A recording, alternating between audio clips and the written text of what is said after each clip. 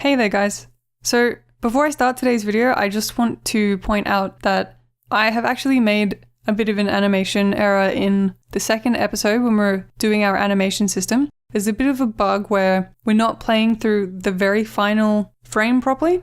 And basically I just didn't notice this because of how the sprite animates. It looked quite smooth to me and I never really bothered to check over the math. So this is totally my bad, but it has been pointed out and I have made a video to fix this. So if you haven't seen that already, then please have a look. It's actually a really quick fix. All right, anyway, so today, we're going to be setting up a grid of our farm room and we're going to be snapping basically everything to that grid. So the mouse cursor, when we are going to be planting, is going to be snapped to the grid and the instances themselves will also be snapped to the grid. And to do this, we're going to be creating another data structure that is going to be storing all of our instances in specific cells of the room. So just before we begin, so that you understand what I'm talking about when we get into the code, imagine our room as this square right here. So our room is 100 pixels in width and 60 pixels in height. Now, say that I want to carve up this entire room into cells that are 20 by 20 in size. So if I do that, I'm going to get something like this. So every 20 pixels, we break that up into a new cell. So while the room itself is 100 pixels by 60 pixels, the grid of the room is a 5 by 3 grid. So all we have to do is divide 100 pixels by 20. And for the height of the grid itself, of the instance grid, we divide 60 by 20. So for our room, same principle applies. All we have to do is divide whatever our room width is by whatever the cell size is. And we're actually going to be using this a lot, going back and forth between grid coordinates and then the actual pixel room coordinates. So we're going to be multiplying by the cell size and dividing by the cell size a lot. So just keep in mind which one we want to be using. So if we're talking about what is in the instance grid, we're going to be talking about our 5 by 3 grid. But if we're talking about where to actually create the crop, so where its X and Y coordinate is going to be in the room, then we're talking about the actual dimensions of the room. All right, so let's start coding. So the first thing we're going to do is draw our grid. So we need to set up a variable called cell size. That's just going to be the size of our individual cells of the grid. So you could put a different number for this if you've got different assets or a different resolution or anything. That's totally fine, but I'm going to keep mine as 32. And then we're going to come over to the game because the grid is just a debugging tool for us. The player's not actually ever going to see it, so we'll be drawing all of this in the debug spot. But first off, I'm just going to get 2 new variables. At the start of every single room, we'll save the room's width and height in these variables right here. So room width, room height. And we could just use these variables in the code, but this way it just saves it once at the start of the room and we can just refer to this variable from now on. All right, so now we're going to draw the grid. And this is basically just going to be a series of lines. So we're going to have a bunch of vertical lines and a bunch of horizontal lines. And the number of lines that we need to draw is going to be equal to, well, for the vertical lines, it'll be the room width divided by whatever the cell size is. So the room width divided by 32. And whatever that number is, that's the number of lines that we're going to be drawing across the room. So we're going to do this using a repeat statement. And the number of times we're repeating is going to be that number. So we're going to set up a variable r room width div cs, and this div is a little bit different to just divide by because it'll get the exact number of times cs goes into room width and it won't have any remainder, so it's just the number of times it can go into that number. So if your room width isn't perfectly divisible by your cell size, it's only going to draw up to the last line that's going to be visible. All right, and now let's do our repeat statement. So we're going to go repeat. The number of times we're repeating is that R value, and we're basically just going to be drawing a bunch of lines. So we have to give it a bunch of variables here. So for the horizontal lines, what's going to happen is that our Y variable, so our Y variable is going to be basically 0 and then all the way down to room height. That line is going to draw across the entire room. And the only thing we're going to want to change is these X values. And they're going to be the same, right? Because we're drawing just a straight line down the screen. And as we repeat, we're basically going to want to increase our X coordinate by our cell size. So let's set up a variable that we can increment, XX. So we'll start at 0, and then we'll increment it every single time we repeat. XS plus equals, and now we have to get the cell size variable from our crops object because we can't access it from here. We're in the game object. So let's do that also. Let's go var cs equals the crops dot cell size. So this way, if we ever wanted to change the cell size, we just have to change it in the crops variable and it will grab it here. So now we just put CS. All right, and we can fill in these variables now. So the X value will just be whatever XX is. The top Y variable is just going to be 0, of course. And same again for the X. And then the bottom Y is the room height. And then for the color, you can put whatever you want. I'm just going to put white. All right, and now for the horizontal. So it's going to be very similar. So I might just copy and paste this. But we're going to need a new variable. We're going to need YY instead of XX. So YY. And then instead of dividing the room width, we're going to divide the room height. And then now it's the horizontal coordinates that are going to be staying the same. And it's going to be the Y variable that we're incrementing to draw all of the horizontal lines across the screen. So 0 and room width. And then YY. All right, and let's give that a look. There you go, so there's our grid. And actually one more thing that I might do really quick is just make those lines a little bit less, well, harsh. I'm just gonna draw this at a lower alpha. So let's draw set alpha 0.3. And then of course we have to set it back down here. Draw set alpha 1, and we'll have a look. Yep, that looks a bit better. Now, what we're going to do is when we're in planting mode, you see how I can put the mouse cursor anywhere? What we're going to do is we're going to snap this to the grid so that it's going to appear right in the center of the grid, whatever cell we're closest to. So let's go to the crops object. And basically we're going to be altering this. So instead of drawing it straight where the mouse is, we're going to set up some variables where it's going to draw it instead. So we're going to change this to XX, YY. I'm also just going to set up another variable, CS equals cell size. And I don't have to do this because this variable does belong to us, but it's just a little bit shorter and it's consistent with the rest of our code. You don't really have to do this. This is just something I like to do sometimes. So now what we're going to do is in order to snap it, we're basically going to have to find the closest cell to us. So what we can do is we can go, whatever the mouse X is, let's divide it by the cell size, and we'll do the same for the Y. So that's going to get what cell it's in, but now that's basically going to be a factor of 32 off of what we actually want. This is talking grid coordinates instead of actual pixels. So we actually have to go and times XX by the cell size to get it back to the actual pixels. So that's going to be the top left coordinate of the cell that the mouse is closest to. So now what we have to do is add half of the cell size to get it into the center, to both the X and the Y. And I'm going to do that here. And the reason I've kind of set it up a bit weird like this is we're going to be inserting a bunch of stuff later. So this is kind of set up for what's to come. So right here, I'm just going to add, okay. So let's have a look at that. So there's our grid. And there we go, it's snapping. But when we actually plant our crop, it's not snapping the crop because we haven't made any changes to our crop creating script. So let's go do that. So let's come into the instance create crop. So we're going to do a very similar thing to before. So we're going to go var cs equals crops dot cell size. So just like with the mouse, we're also going to have to snap whatever the argument x and y is. So we're going to go var xx equals argument 0 div cs. There we go.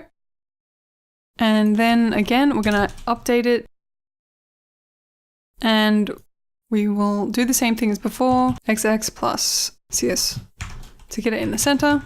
You could do all of this in one line, but we're actually going to be doing more between here and here later when we're checking if an instance exists. Okay, so let's run that. There we go. There we go, it's snapping. All right, great.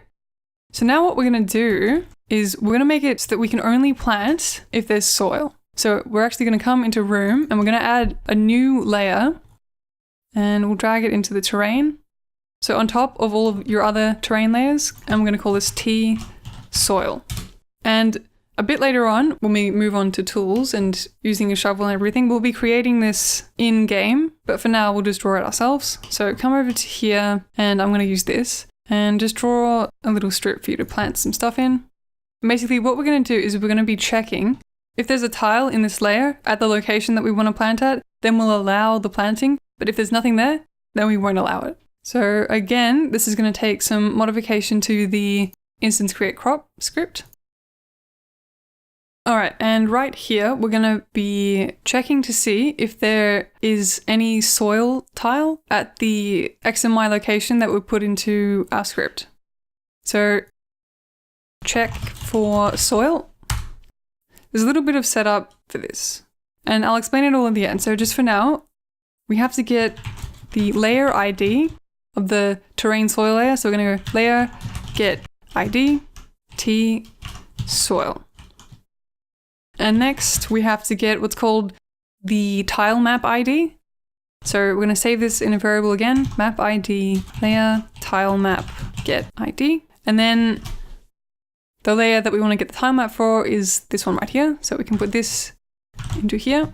And then finally, to actually get the information of whether there is a tile at the XY location, is we're going to save this in a variable called data equals the tile map get at pixel map ID, and then the X and Y location, argument 0, 1. Okay. I know this is a little bit weird, and I might just bring up the documentation for this. But basically, we're getting some information, which they kind of call just a blob, that contains, so as it says here, the tile index and information about the tile. But basically, all we need to check for is if the tile is empty or not. So if it's equal to 0, that's all we need to check for. And just as a little sidebar here, if you're wondering, if our goal was just to ask, is there a tile or not at this location, why do we have to do all this work, get all of these variables, and use 3 functions? You might be thinking, why couldn't there just be one function that does all of that? This seems really arbitrary. And you're right. And I remember this was something that really frustrated me when I was starting out. I thought, why is it set out like this? Am I missing something?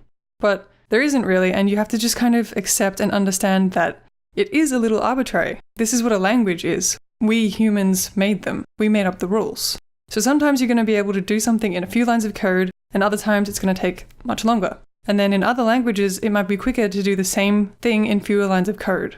And you have to remember, in the end, behind all of the languages at much lower levels, it's all just ones and zeros to your computer. And if we weren't using a game engine, it would take so much longer to do everything. You would need hundreds and hundreds of ones and zeros to do any of this stuff. And these functions are basically just shorthand. So if you're ever wondering, why does the function work this way? Why do I need to do this specifically? The answer is just that's how the engine's been made, or that's how the language has been made. These are just the tools the developers of GameMaker have given us. So as a programmer learning a language, you don't really have to remember how every single thing is structured and what every function does. It's just important for you to understand that where there's a will, there's a way. If you want to do something, there's probably a way to do it. And you just need to be able to understand the tools given to you, to read the documentation and understand what arguments a function needs and how to get them. So if you can do that, then the sky's the limit. You can do anything you set your mind to. So if we're saying here, GameMaker, I'd like you to check if there is a soil tile at this location in our terrain soil layer. GameMaker says in response, okay, but I need some information first. I need what layer you want me to check, I need the tile map, and I need the location. And that's just how it works. So I hope that makes some sense. Let's get back to it. So now we can just go if data is equal to 0, so then there's nothing there. So let's show a debug message. This will just come up in the console here so that we get some kind of indication that there's no soil. So show debug message, there is no soil here. And let's return false.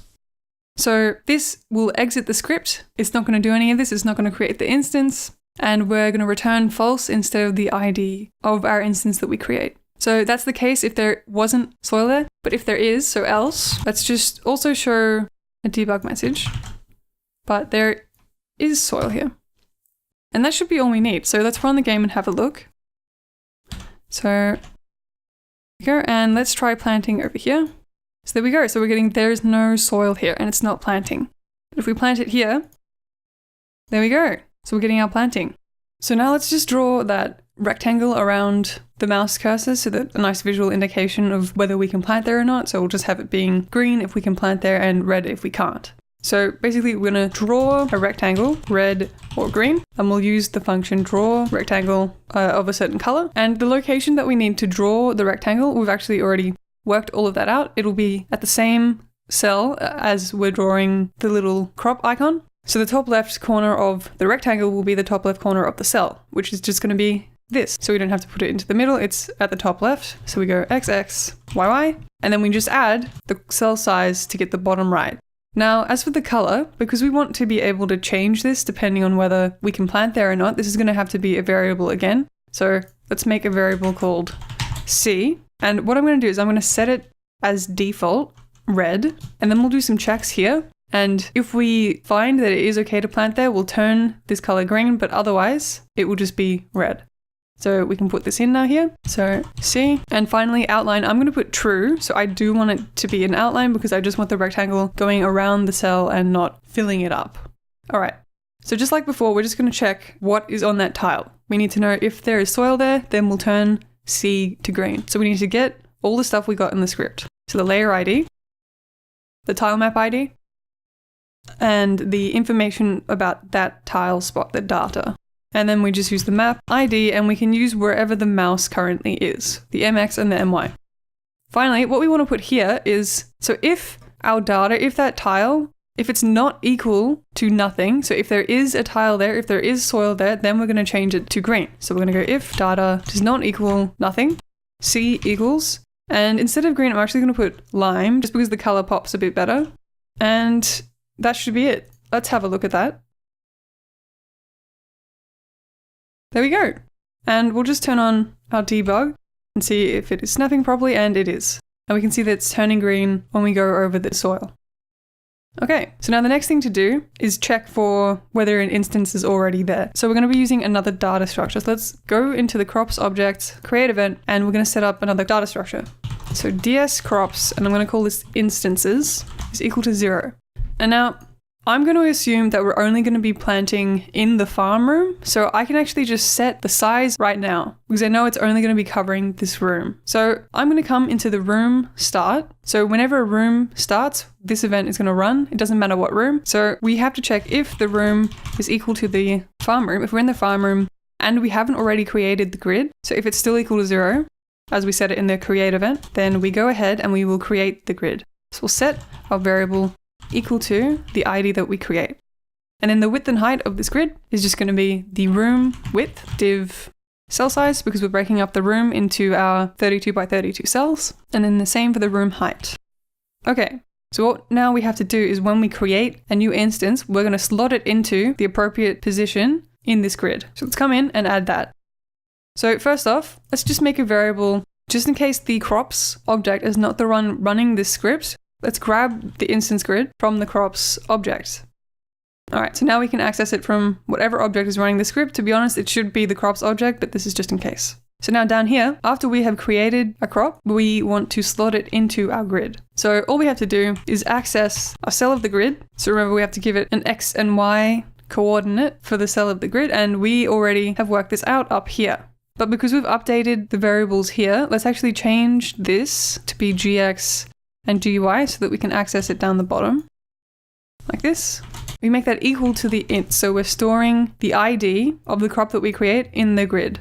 So now we've put it into the grid, but actually before any of this, we should check before we make it if the slot is actually free. So up here, again, I'm going to check what is at the current cell before we do any of this. So I'm going to make another variable cell.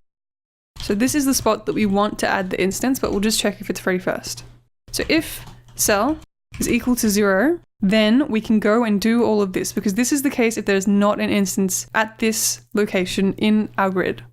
So we haven't made anything yet. So we'll wrap all of this in this condition.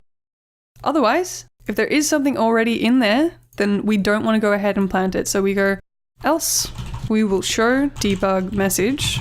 There is already something there, and we will also return false. So there we go. Now we've got all of our cases set up. So when we want to plant, we're going to first check if there's anything in there. If we find that there is not, then we will check if there is soil there. If we do find soil, then we go ahead and we create the instance and we slot it into that position of the grid. And then we, of course, we hand the instance off its characteristics so that it can grow properly. Now, because we've created a new data structure, what we have to do is make sure we're putting in our cleanup events to destroy it in the event that our game is over or our object is destroyed. So we already have that for our crop types grid, but we need to add a case for the instances. And actually, instead of just having destroy and game end and putting this in both places, there is actually an event called the cleanup event that does this for us and deals with all of these cases. So I should have done this last time, but we'll change it now. So we'll add this and we can delete that event and the game end event. And we'll put it in here, and we'll add another one for our DS instances, like that. All right, now we can run the game and have a look. So let's try and plant something here. So there is soil here, so it's creating it properly, and then if we click on it, there is already something there. So there you go. So then last thing we have to do is we didn't change our code for the rectangle updating. So we also have in our crops object, when we're drawing the rectangle, we also have to be checking if there is an instance there. So let's go over to our draw event. And right here, we will check first what is in the cell so that we can also update this color if there is nothing there. So we check cell is equal to, and we'll pull out the ID instances. And so the variables that we need are actually these ones. So we should move these down to here because otherwise we would be getting the updated version of this, or we could have just changed this to GX again. And I might do that just for readability. So we are checking GX, GY. So we're pulling out whatever is in that spot. And again, if the cell is equal to 0, then we will go ahead and do all of this. Otherwise, it will stay as red if it does find an instance here, and we will just be drawing a red rectangle. Okay, let's have a look. So in planting mode, and we'll plant a few here, and it goes red once we have something there. So there we go, we're done. So obviously we've still got quite a bit left to cover for our crop system. We haven't actually made any of the crops grow, and our instances won't be persistent if we're changing the rooms either. So still lots to do, but we have gotten a lot done today. So until next time, I hope you guys are well, and I'll see you then.